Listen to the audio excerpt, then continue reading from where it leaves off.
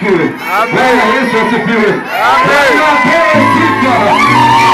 Ndio lako ni katika Bwana.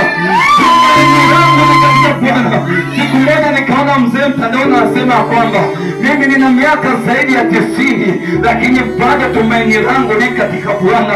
Lakini bado tumaini langu ni katika Bwana. Hajalishi ya kwamba unaumwa, lakini tumaini lako ni katika Bwana. Hajalishi ya kwamba watakusema vibaya, lakini kuwa na imani na Yesu Kristo. Duniani tunapita na vitu vyote vilivyokuwa navyo tutapita. Wapo waliokuwa na fedha, wapo waliokuwa na magari, wapo waliokuwa na kila kitu, lakini Daudi anasema kwamba yote atapita, vazi litapita, fedha zitapita, lakini Bwana atabaki milele. Bwana apewe sifa.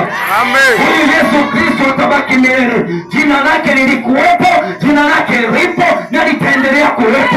Hakuna wa kuzuia. Shetani alijaribu kumzuia Mungu, akasema wewe usinichezee, akatupwa chini.